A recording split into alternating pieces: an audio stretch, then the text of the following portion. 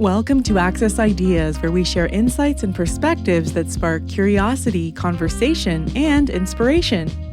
I'm Yana, and if you're interested in rediscovering your roots, today's conversation reveals an epic odyssey to Africa. Like most descendants of enslaved Africans, Rachel Décoste could not pinpoint her origins until technology evolved. Guided by a DNA test, in 2018 she visited 5 countries in as many months. Each country held a piece of her ancestry. When Rachel returned home, she recorded an audiobook about her adventures called The Year of Return, A Black Woman's African Homecoming. Rachel recounts her journey with vivid imagery and humor. Her Pan-African trek is peppered with unexpected twists and delightful discoveries. This conversation was originally released in 2020 on the Audiobook Reviews in 5 Minutes podcast. And since we first met, Rachel's story went viral thanks to a CNN article, which appeared in at least 5 languages.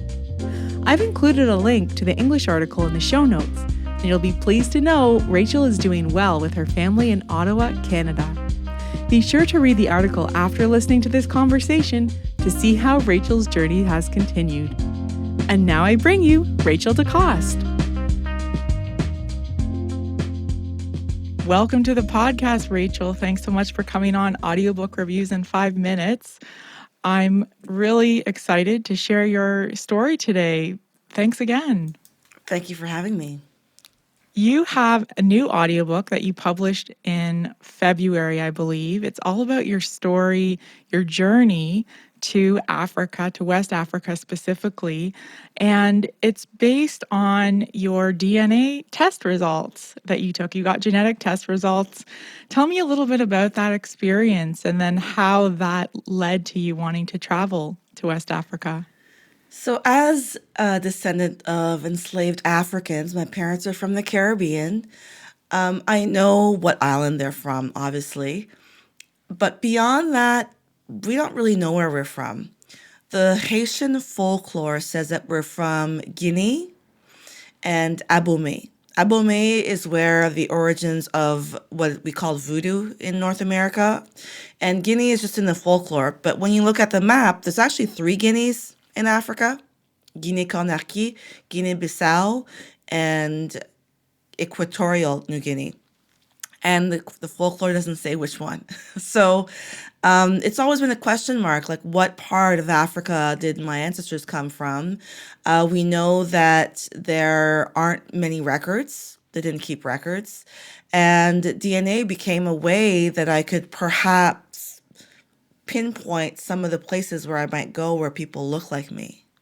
Mm-hmm. It became the key to solve this mystery. It's so interesting because it's a relatively modern technology. You've grown up in Canada. You have, of course, a great awareness of your ancestry, and your parents, of course, are from Haiti, so they've talked to you about their family and their stories.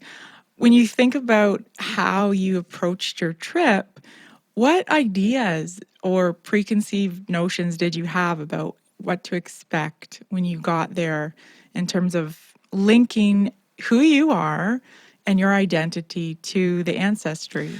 I had a lot of preconceived ideas about Africa because I was raised in North America.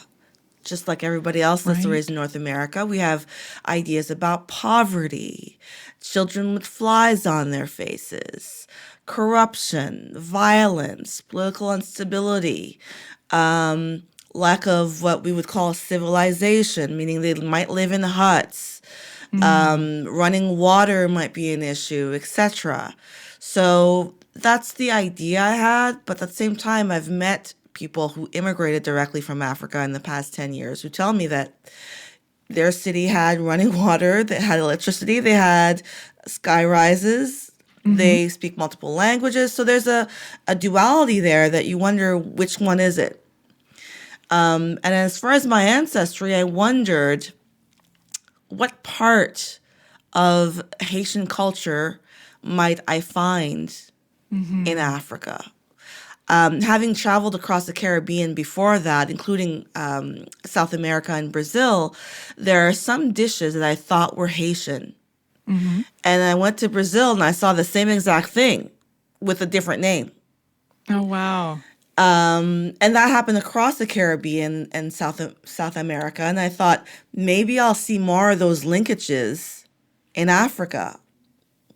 I didn't know what to expect, but I knew I'd see something that could remind me of my ancestry in Haiti and perhaps some of the the cultural baggage that my parents came to Canada with. Maybe I'll see the linkages there. I don't know what I'm going to see, but I was excited to find out. Yeah, yeah.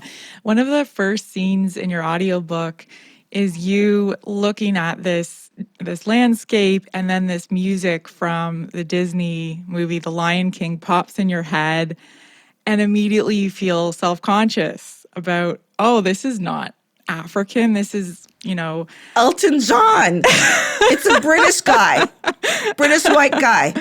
yeah, exactly.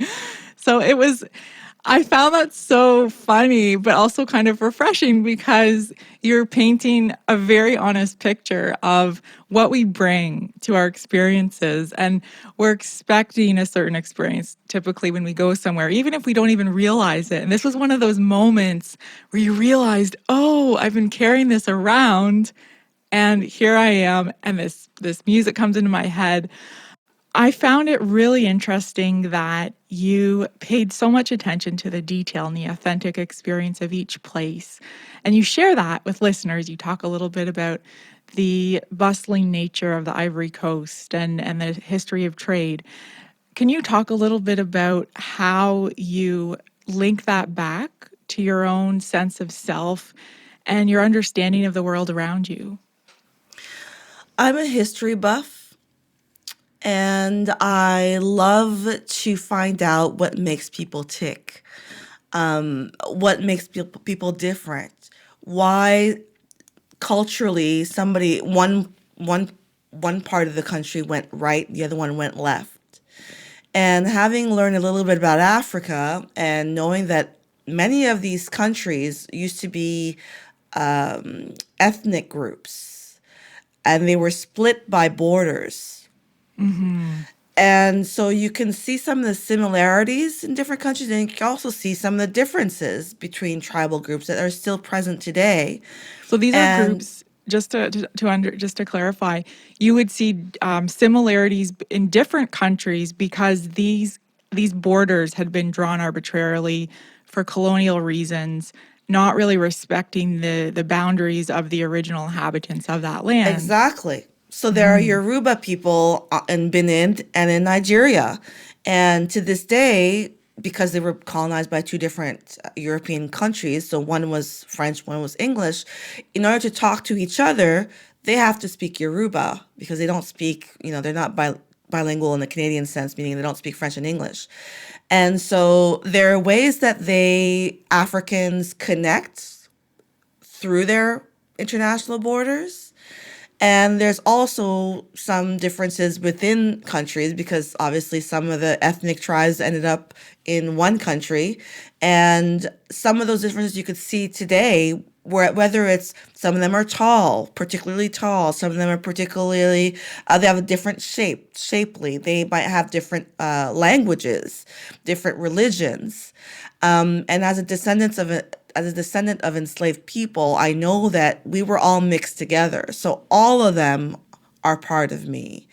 And I thought it was interesting that I could at least try to connect with almost every African I met because I said, because I'm a descendant of enslaved people, we're cousins, regardless of your ethnic tribes, regardless of your current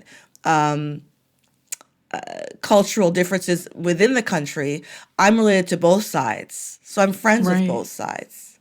So I love that I could connect with everybody. But there's also a part that was difficult, which was for any enslaved person, a descendant of enslaved people, eventually you're going to face slavery. Right. There's no way around that. And so I visited several slave memorials. Sometimes it's the actual building where they kept mostly young people. Most of them were children. I remember the description in your audiobook at looking at this structure and thinking to yourself, someone had to design this to hold human beings. And that's really driving home that feeling. How would you describe that in the sense of being there in person versus reading about it or hearing about it, like someone who's listening to this? We've all heard of the movie Roots from the Yeah. 70s, which I think was remade recently. We've seen those movies, 12 Years a Slave, which won an Yeah. Oscar. And a lot of them show a depiction of the enslavement of Africans. Right. And those pictures are difficult to watch in film, in fictional film. In person, it's 100 times worse. Wow.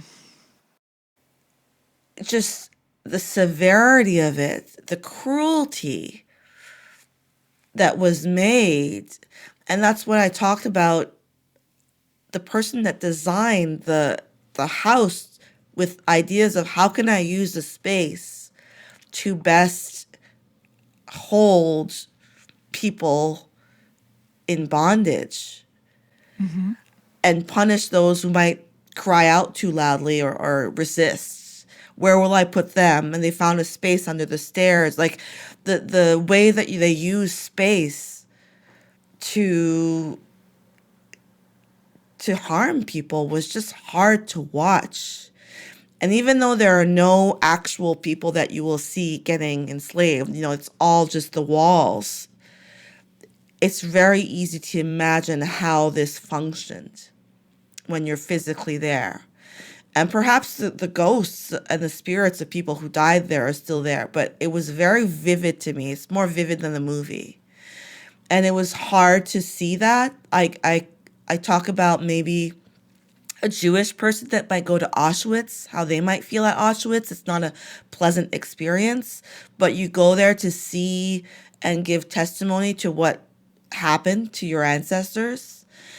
And for me, I feel like I grew stronger from that experience because I hadn't really ever comprehended how a miracle it is to survive that. Yeah. You weren't, if this was a Vegas betting game, you would never bet that anybody would survive that, much less the Middle Passage, much less 400 years of slavery, much less that I'm standing here now. Yeah. You would never have bet that this would be, that I would be alive today. And going through that experience made me feel that I'm of descendant of strong people. That was an interesting thing that I really liked actually about your book as well, that I think we have all seen images and films about slavery, but the poignant side that often well, maybe not always gets overlooked, but sometimes gets overlooked, is this sense of endurance and strength and resilience. And that sense of resilience was brought out in you by visiting those places, and it was a reminder of the strength of your ancestors. And the strength that's in my bloodlines. Yeah. And it made me resolve to live my best life because that's what they would have wanted. That's why they survived. That's why they kept going. It's so that people like me could have a life and do the best that they can with it. And there's really no excuse for me not to live in their memory. So it was a real moment of clarification for you, like this crystallizes. Clarity, empowerment, Yeah.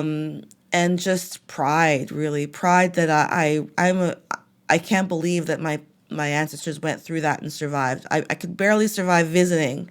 There's a moment in one of these slave castles, and I hate the word castle, that's what they call them in Ghana, where they put the whole crowd of tourists in one of those holding cells, and they closed the door and they shut out the light, and we're there for literally 30 seconds. Wow. It's the longest 30 seconds of your life. You start sweating. It's hot. You start sweating. And we weren't even, there's only 20 of us. Back then, they put 200 of people in there. But it just gave you, even in that 30 seconds, it gave you an inkling of what that must be like. And all of us came out of that room, and you could feel the sigh of relief even when they turned on the light and opened the door. But that was a good experience to give people a sense of how difficult that time was for those people who lived and those who died. Do you think there was a difference in how slavery was perceived and survived and overcome in Africa versus North America? Are there differences in how North Americans think about it versus Africans, would you say, or at least in those countries that you visited? My sense is that some African countries view it as a tourism magnet. Okay. For African Americans who come with US dollars, which is a very, very powerful currency everywhere in the world, because their ancestors weren't enslaved. They don't get as emotional as I would get because it's not personal to them. So yeah, I felt like there's money to be made in this for them, and it's not necessarily a personal experience that gets them emotional the way it does me and most people who go visit there. And it's also an external problem. It's an American problem. It's a European problem. I don't feel like most Africans take ownership of the role that they would have played in having this institution happen and last for 400 years. So there's definitely ownership that's not there in Africa, that's more in North America or the Americas in general. And I did feel like they're making money off of this. They're happy to see tourists come. And I think the year I went was called the Year of Return. Ghana declared the Year of Return 400 years after the slave trade started in the United States. And pretty much it was a way to get more tourism and more money into the country, first and foremost. That's hard to imagine, because to put the words tourism and slavery together, it's not something that we would typically see here. But you made such an effort to go out of your way to see things that weren't the typical tourist experience of what some people would consider African tourism. Can you talk a little bit more about some of the other experiences that stayed with you in the book? The audiobook, for example, you have some great experiences in open air markets, I think, shopping for fabric, for dresses, looking at different types of street vendor food, shopping for all kinds of things. Can you talk a little bit about that? So I think most Europeans go to Africa for the animals, the big five. I went to Africa for the people. That was my main goal. So I wanted to live with people. Mostly I rented apartments or rooms in a house where I could mingle with the regular people, as opposed to a hotel where you're a little bit far from the average person. I wanted to walk the streets. I wanted to take the public bus with the chickens. What was that and like? The goat. That would have been very cacophonous, I imagine. It's fun. It's an adventure, and you're just doing it how the regular people do it. The chickens just, all they do is, do the little sound. It's not like they're gonna hurt you or anything. I just think it's funny that there's a goat on top, and that's how they travel with their food. And it's a story I could tell later. But I did go to Africa for the people. Now, when you go to the market in Benin, particularly, is the biggest market in West Africa. That's right. And it's like 5 football fields. And it's kind of scary because you don't want to get lost in there. So that means I have to go with an escort. Because my skin tone, so in Canada, I am dark-skinned. But in West Africa, I'm Mariah Carey. So I don't blend. They know that my skin tone is not a normal West African skin tone. Obviously, some of my heritage is also French, from France, because that's who colonized Haiti. And so I'm a little bit more light skinned, so they can tell I'm not from there. That's before I start speaking. Even when I tried once to get my hair done, I got my hair done by African braids women. It still didn't fool anybody. I got African clothes done, still didn't fool anybody. And I also, one thing that apparently made me look like a foreigner is that I have to wear sunglasses because the sun is so bright. I just can't take it. My Canadian eyes are used to no sun.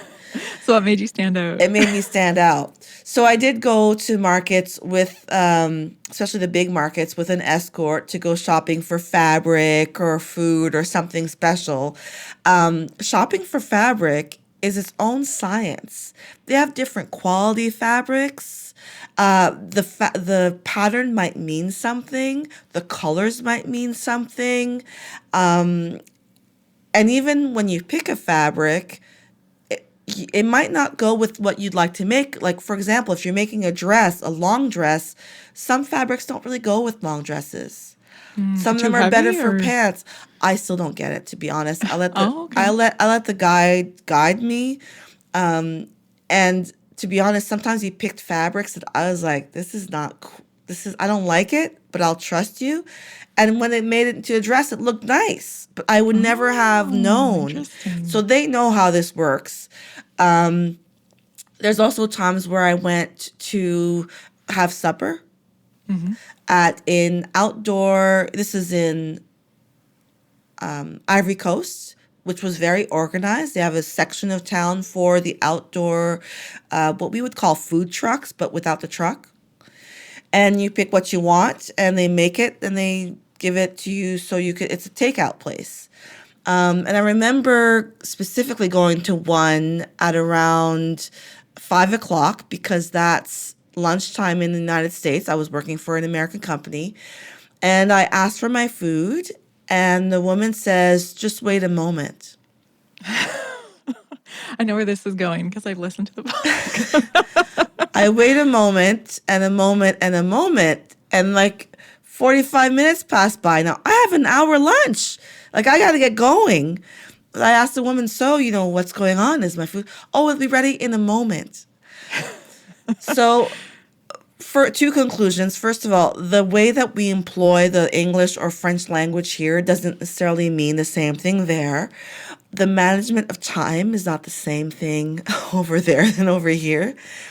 And you should order your food. You should take control of the situation, order your food, go back to work, come back later when it's ready, maybe pay ahead of time, figure out a way, but don't let them manage your time because you're going to be late for work.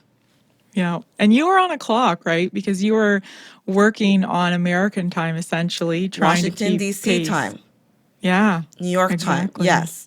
One of the things that I was told is that we, quote unquote, Americans are always about time. And we are. I never thought of myself as a time person, but when you work, you have to show up on time. The lunch is supposed to last exactly an hour or less, and you have expectations. You can't just not show up at the meetings. And I had sometimes trouble managing time, and on evenings and weekends, I would just let them control the time because I didn't have a deadline. But definitely that's a huge difference. And I make the link with Aboriginal people. Because Africans are Aboriginals in Africa. Sure. Yeah. And Aboriginal people in North America often have a different relationship with time. And sometimes that's good to take your time and let things flow and not be so regimented. So I tried to walk a fine line when I was over there because I did have to work.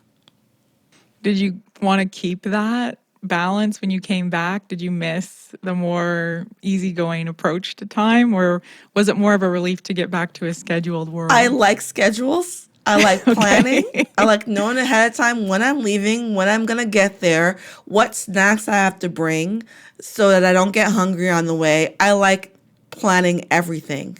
But, this probably was the first ever trip that I've taken abroad where I didn't have everything planned to the second. It was an impromptu trip. I didn't really have time to plan. And it was probably the best trip I've ever taken. So that's a lesson for everybody, that you don't have to necessarily have everything planned ahead of time to have a great time.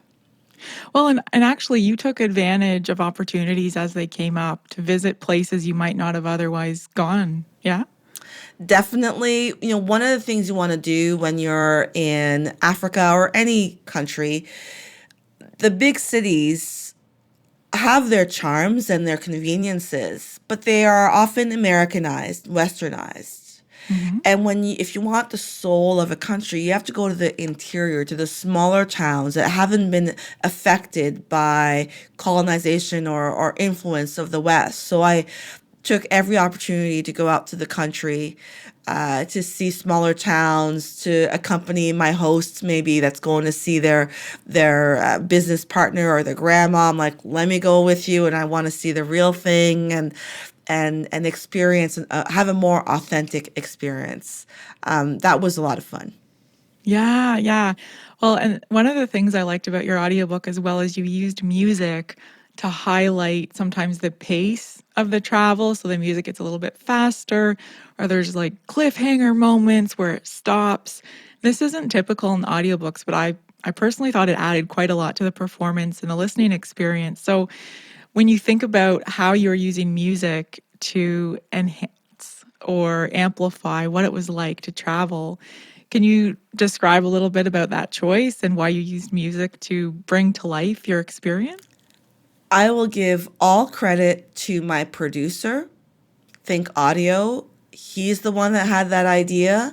He's the one that wanted the music. I thought it was great. It did add extra drama to my dialogue, and that was all his idea. I just went for it. I thought, I'm not an expert in audiobooks, so let me let him lead. And we innovated this together. The idea originally was to write a book on paper, and that takes forever. And talking to a mic takes less time. So we decided to go with the audiobook first.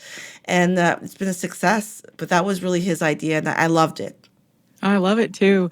And you just mentioned, and I think this is interesting as well, this book didn't come out as a written form first, which is not typical for audiobooks. Usually we tend to see the ebook even come out before an audiobook. How did your process work? Did you write notes or bullet points and then you kind of, did you write a list of notes or an order of events and then you spoke to that?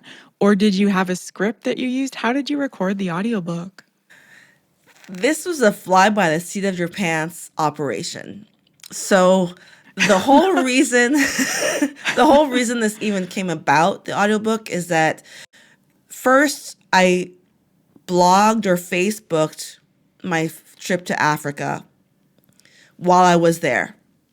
So you had in the moment experiences. In the that you- moment, or usually at night when I got home, because there's no internet everywhere where I go. So at night when I go home, couple pictures, couple comments, funny stories that happened today. That was chronicled on my Facebook. Right. And my friends were just fascinated. I never got as many DMs from friends and family saying, and this is the one friend that really made me think this is a story that needs to be told.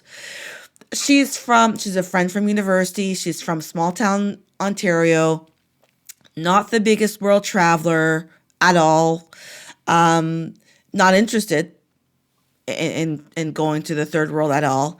And she told me she sat down on weekends with her child, her teenage daughter, and they would go back and read every single comments, watch every single picture, Wow. and follow along with me, because it was kind of like not appointment television, but appointment Facebook.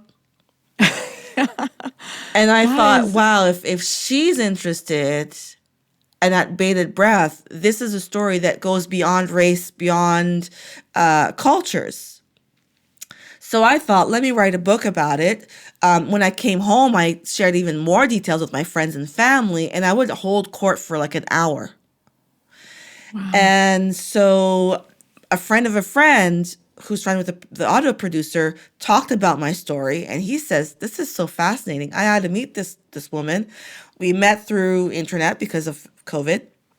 Sure. And he's the one that suggested that I skip the book. I still write the book, and whatever time that takes, but he said, you should put that on audio right away. It's such a fascinating story.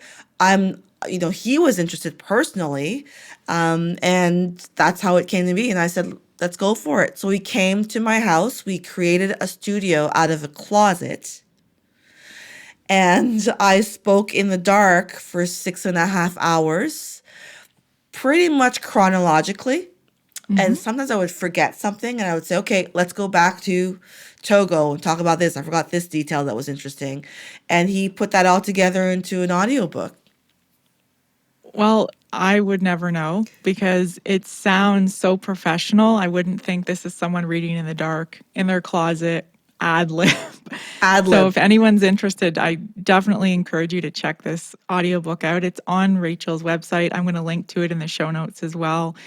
And Rachel, I think you're interested actually in writing a written version of the book and in bringing out some of the stories, enhancing some of the narratives with more detail or characters, context. What would you like to draw out more if you look back at the audiobook and what you initially put down? What would you emphasize or focus on more in a written version? So the written version will have even more stories that didn't make it to the audiobook. The audiobook could have been like 20 hours. I have so many cute stories to tell. So I want to include more of those in the book. And what I really would like to add in the book is the historical content, meaning I can, instead of saying, this leader, there's a statue, this is a quick story about him, I could go into more detail into the years that he was active, links maybe. So I feel like there's a historical context that I did not get into as much in the audiobook that I would like to add to the book, the written book. And perhaps I've thought about this, we don't know, but some of the characters I meet in the audiobook, I see things from a North American way. Mm-hmm. And some of the African people that I met that I'm still friends with, they have a different perspective on what occurred. Oh, can you give an example? I got a little border situation in Ghana that was a little bit scary for me because I don't understand what they're saying. I'm just hoping, am I going to jail or prison? I don't know. But the locals among each other, they know each other's languages. They can, even if it's not their native language, they can understand most of what's being said.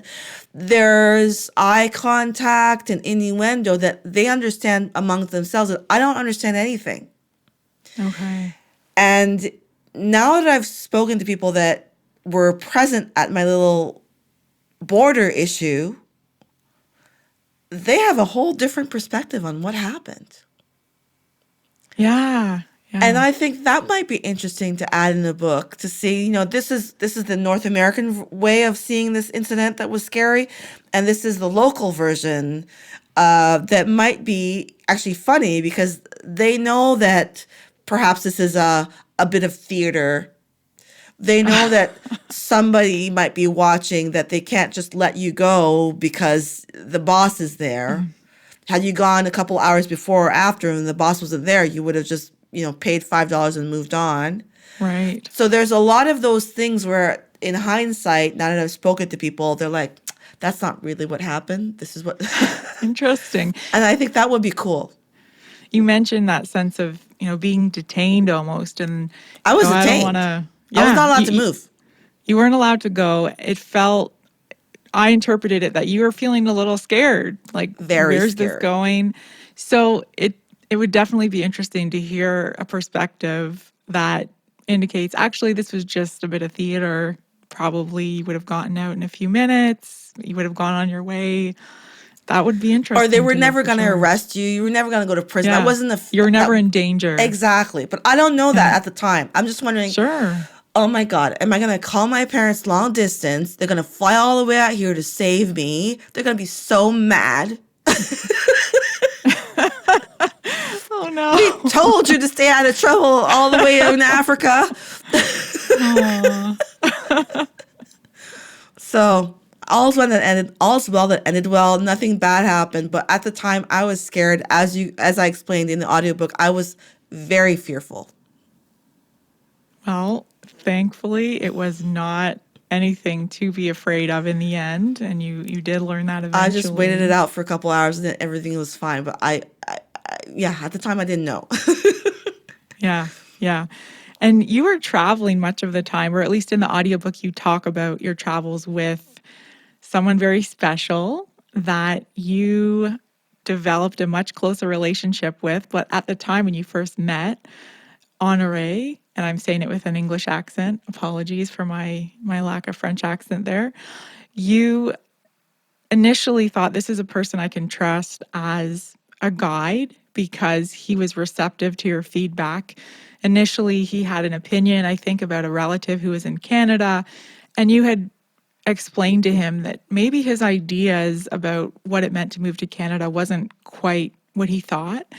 And he showed receptiveness to this and receptiveness to your ideas. Can you talk a little bit about that initial interaction with Honoré? So many people in foreign countries in the developing world have preconceived ideas about the West. Just like we have preconceived ideas about Africa, how they're all poor and living in a hut, which is not what I saw. They have ideas about us, about our wealth, about we all live in big houses and money falls from the sky and the life is great and we have big cars. Sometimes they don't have no concept of, I pay a lot of taxes. Like not all the money I make comes to in my pocket. The house that I'm living in, that's quote unquote my house, it actually belongs to the bank for the next 20 years. Like it's not really my house. And if I don't pay, the bank takes it back. The car might be a lease. Like there's a lot of stuff that they don't really understand because it's not part of their reality. Right. And when they have a relative who might be lucky enough to meet somebody and they whisk him away or her away to North America, to the promised land, the land of milk and honey, this person apparently ascends to royalty or money, and you would expect that eventually they would send some back. Mm-hmm. And he had, even though he doesn't need anything, he had expectations that this woman would help him out sometime, maybe Christmas. Sure. And she never did. She's called a couple of times, and when she's called, she was sad over the phone. She happens to live in rural Canada, like all the way up north past Quebec City, where I'm like, there's probably no Black people around. She has nobody to talk to in her culture. She has to adapt to a new country. Even though we both speak French, our French or their French and their French are two different Frenches. So linguistically, she's in a new country. Culturally, she's in a new country. Weather-wise, it's a whole different world. And she doesn't work yet because she has to go to school like many immigrants. You had to go to school and get a piece of paper because they don't believe your piece of paper from back home. So she might not have a job. And you have your hand out, not understanding the context of where this woman is. And I just put this together by listening to what he said about her. I don't know her personally, but I just imagine that, you're asking the wrong person for her handout. She needs help now. She needs support. Mm-hmm. in her transition to becoming a productive member of society with a job and enough money to send back. And she has a child, means she has no babysitter to help her out. And you, Honoré, you live with your family in the compound. There's 16 aunties that can take care of your kid when you decide to go away on business or whatever, or you can't get home on time to pick them up from school. You have all this help. You might be better off than she is right now. So I told him that in a very blunt way, and to my surprise, he was receptive, and he ended up communicating with her and renewing a friendship with her and offering even just moral support. I'm not saying that he can, babysit on the weekends for her, but at least be there morally to say, I understand that your life might not be easy right now. It'll get better. And I don't want to be the extra burden with a handout. Sure, sure. And then I think the interesting thing here is this conversation, which was very frank, and you were revealing some ideas that he might have taken offense to or gotten defensive about. He didn't get defensive because he spoke with her, like you said, and he came back to you and he said, you know what? Actually, you're right. And this was the beginning, at least the way it's framed in the audiobook, which I love. It's like, this is the beginning of this really wonderful relationship that starts to grow between you two. And you also describe this experience of sitting down for a meal together. And for you, in your mind, it's a very small, casual, it's convenient. It's convenient to eat together. But again, there's this experience of saying, in his culture, this is special. This is a way of bonding, of sharing intimacy. Definitely. So that's what I was talking about before about there's different perspectives here, and I only have my perspective. When you invite somebody to lunch or to dinner, in many West African cultures, it is a gesture that means something. It means you're fostering a relationship. You don't just invite just anybody to dinner.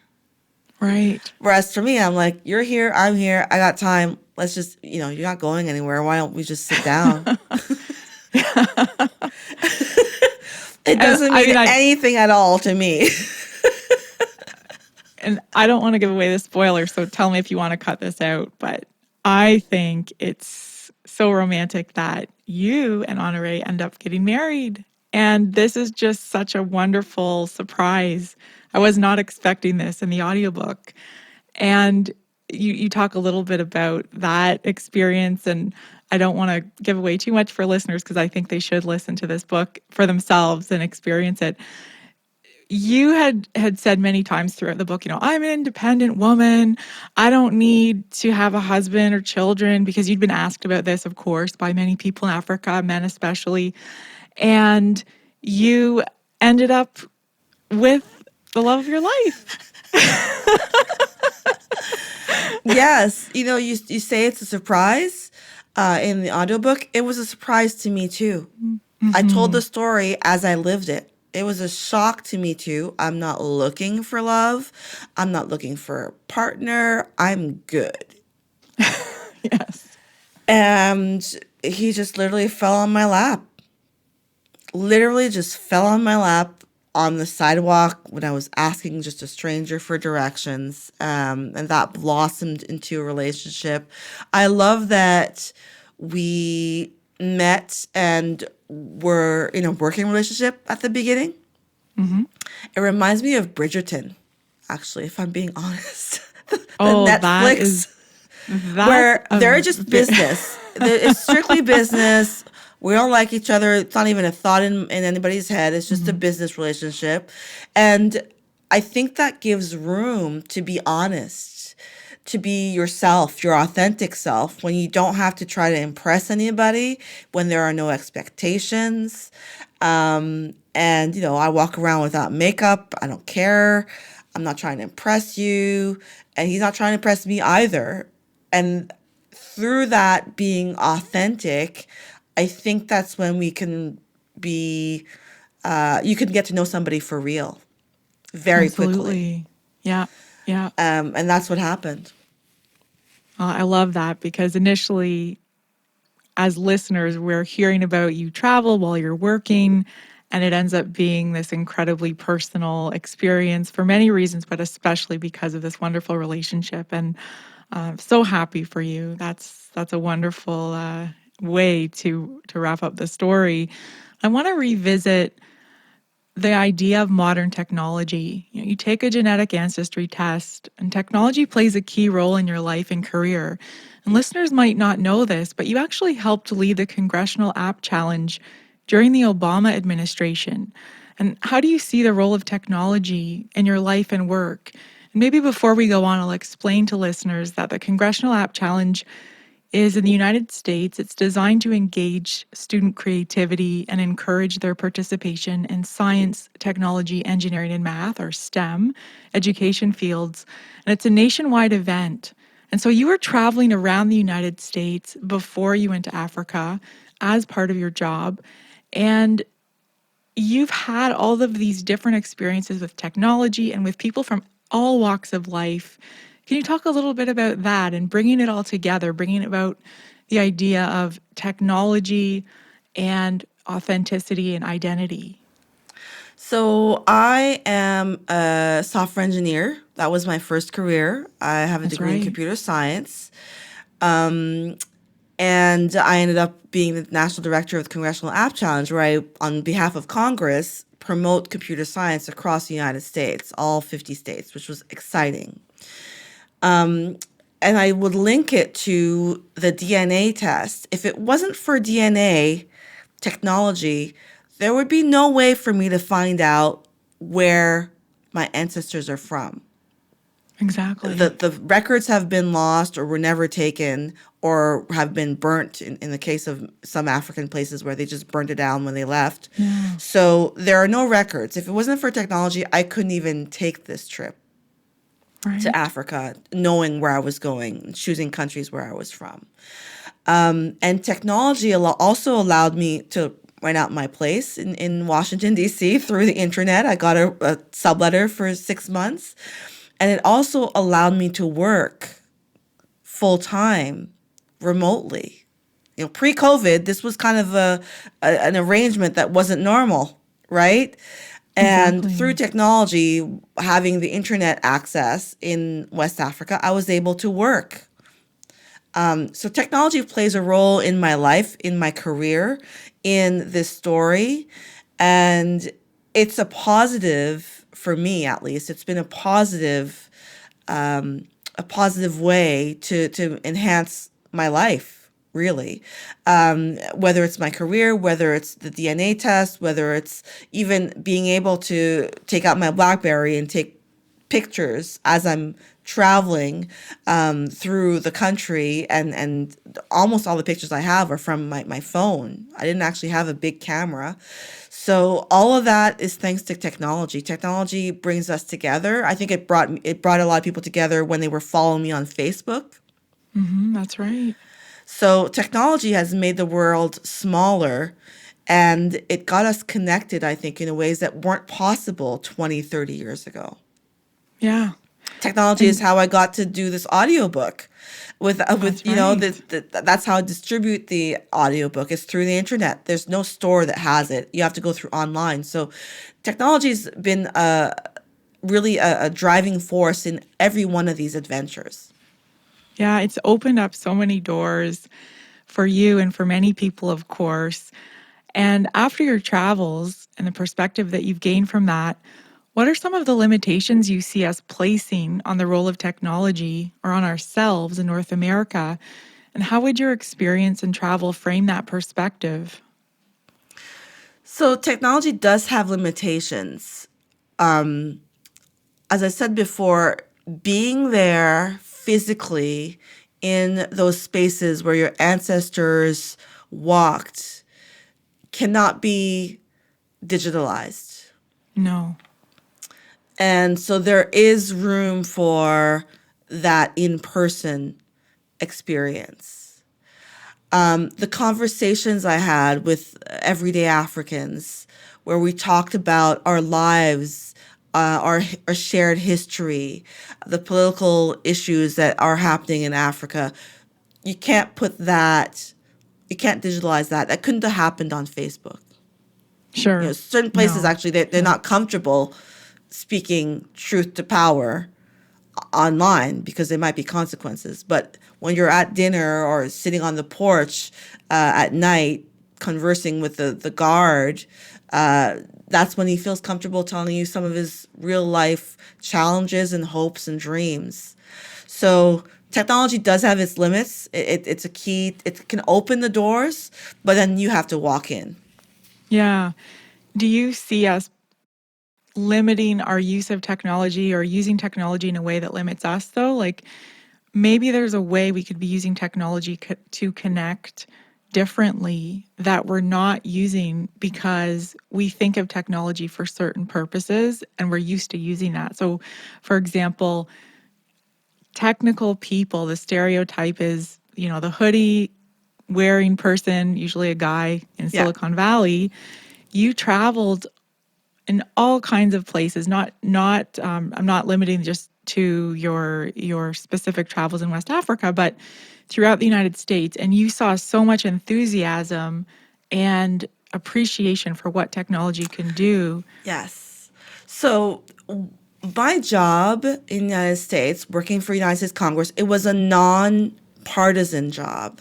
I worked with Republicans and Democrats. I worked with Silicon Valley members of Congress and Arkansas members of Congress.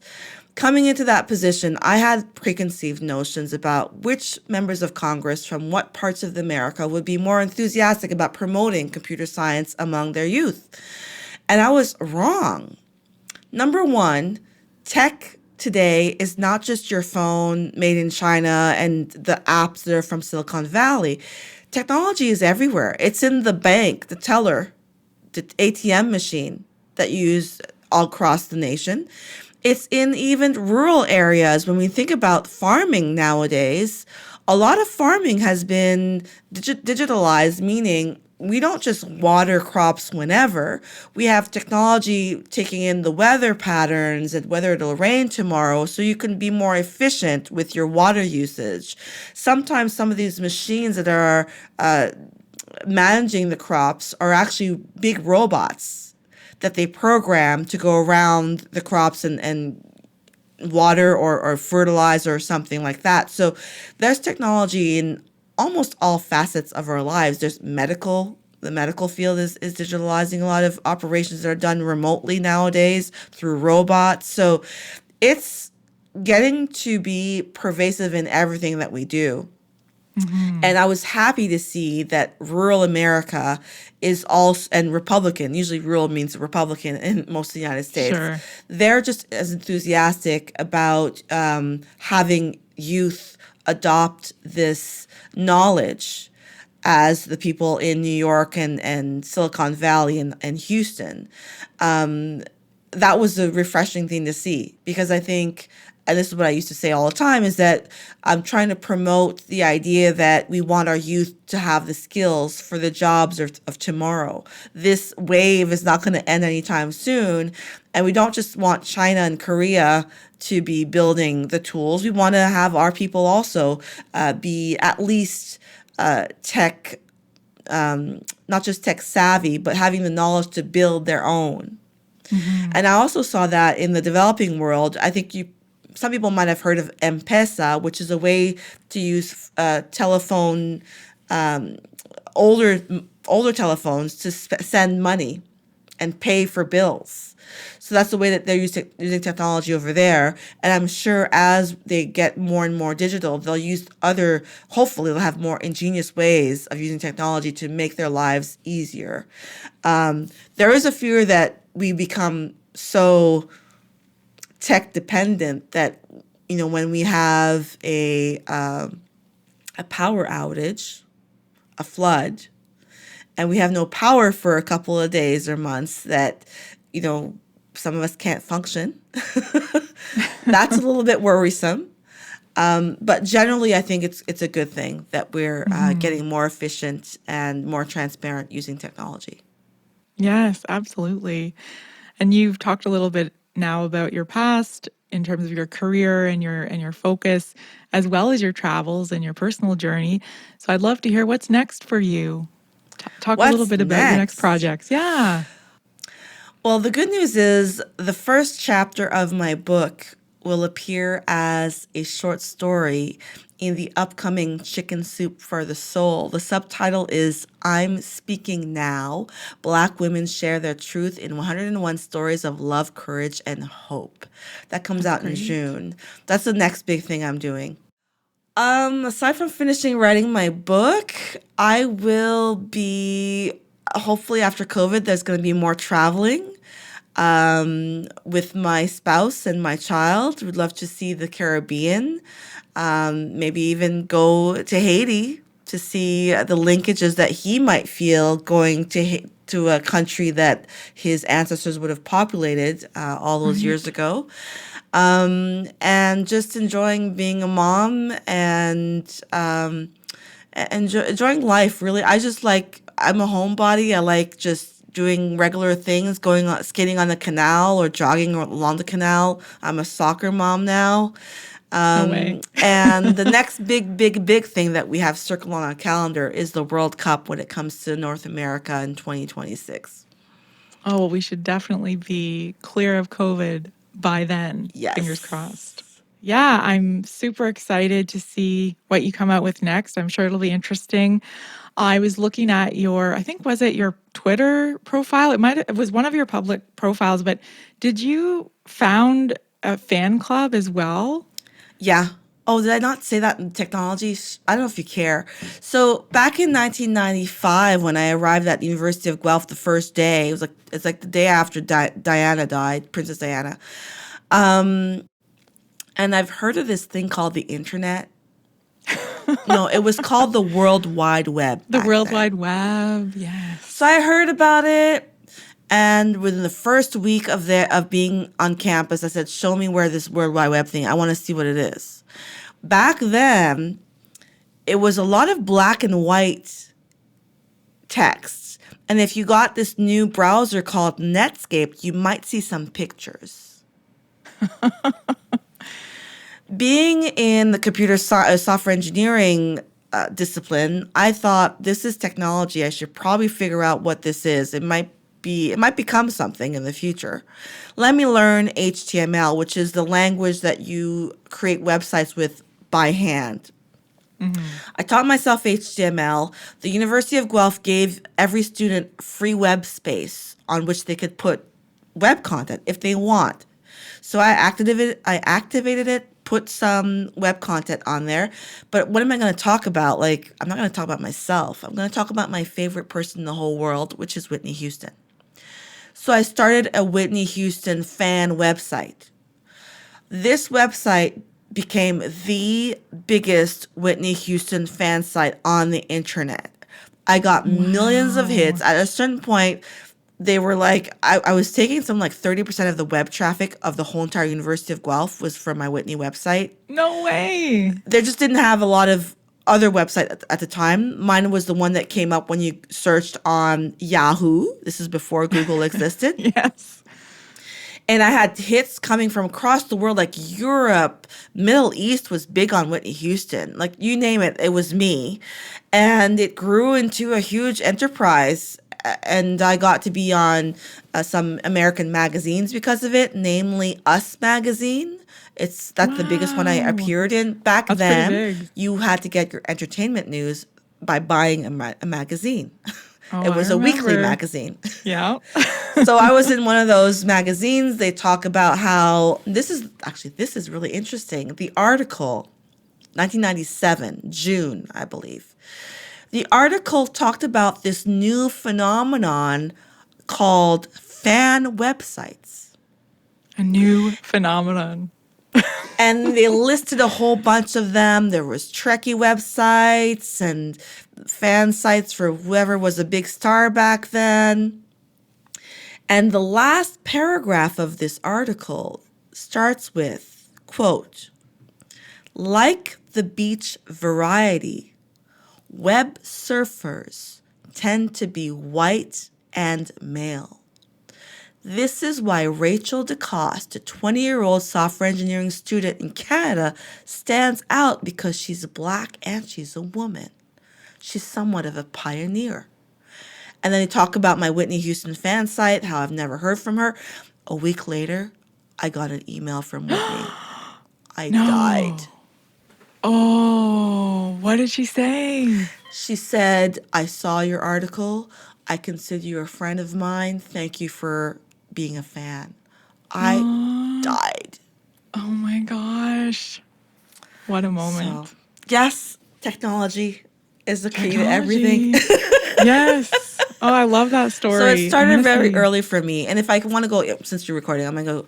If the real start for me with technology was in the 80s. I was approximately 12. My parents got a computer so we could type our assignments instead of doing it on a typewriter. Mm-hmm. The computer, which maybe was like a 286 or 186, like it's a really early model, it came with a free computer programming language called GW Basic. I went to the library and got a book to learn what this thing was about. And I created my first computer program, which was for my little sister. She was learning math at the time. So it was a random test where it would ask you, what is 3 plus 2? And then you had 3 tries to get the right answer. And if you didn't get it right, well, it told you what the right answer was. If you got it right, it asked you another one. And it would randomly ask you math questions. That was my first program. I did not know I was programming back then. I just was, quote unquote, playing with the computer. It's when I arrived at University of Guelph, first year programming class, and I was like, oh, I know, I've seen this stuff before. And that's when I learned that I was programming when I was 13. Without even calling it programming. Didn't know it was called programming. Ended up being my fun. career. Exactly. That's Life so happens when you're cool. having fun. So technology started very early for me. It's becoming my career, and it's helped me, go to Africa. It's helped me do the audiobook. I'm a fan of technology. I love it. And I can't wait to see what you come out with next. Thank you. Thanks so much for coming on the podcast today, Rachel. It was great to have you. Thanks for having me.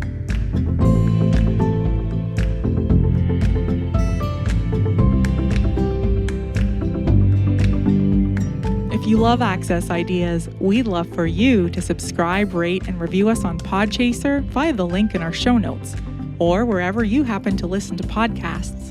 Tell your friends about the podcast too. Until next time, thanks for listening to Access Ideas.